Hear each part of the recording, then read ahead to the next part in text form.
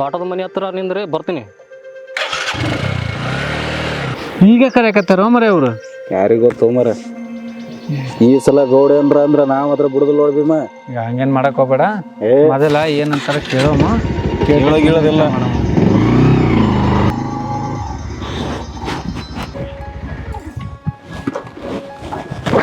ಎಲ್ಲೋಕ ಇನ್ನ ಬಂದೇ ಇಲ್ಲ.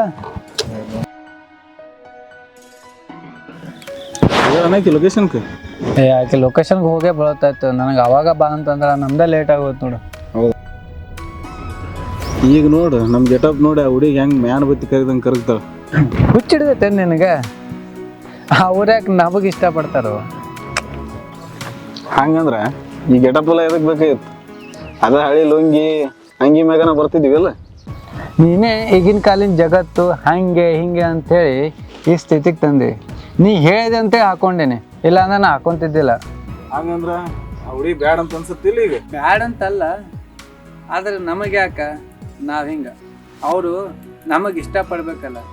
ಸುಮ್ಮನೆ ನಾವ ಏನೇನೋ ತಿಳ್ಕೊಂಡು ನಮ್ಮ ಮರ್ಯಾದೆ ತಗೊಳ್ಳೋಂಥ ಕೆಲಸ ಯಾಕೆ ಮಾಡ್ಬೇಕು? ಅದೆಲ್ಲ ಇರ್ಲಿ, ಅಗ್ನಿ ಸಿಗ್ನಲ್ ಕೊಡಕತ್ತಾಳ ಅಂದ್ರ ನಾವ್ಯಾಕೆ ಕೊಡಮ್ಮ? ಅದು ಸರಿ, ಪ್ರೀತಿ ಯಾವಾಗಲೂ ಮನಸ್ಸಿಂದ ಹುಟ್ಟಬೇಕು, ಯಾರು ಹೇಳ್ಯಾರಂತೇಳಿ ಅಲ್ಲ. ಅಂದ್ರೆ ನೀ ಆಕಿನ ಮ್ಯಾಗ ಏನೋ ಭಾವನೆ ಇಲ್ಲ ಅಂತ ಹೇಳಕತ್ತಿ ಇಲ್ಲ? ನಾ ಹೇಳಿದ್ದು ಹಂಗಲ್ಲ, ನಿನಗೆ ಕರೆಕ್ಟಾಗಿ ಅರ್ಥ ಆಗಿಲ್ಲ ಅನ್ಸುತ್ತೆ.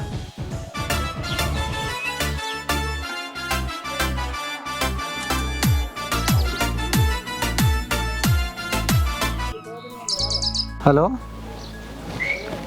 ಹಾಂ ಹೇಳು.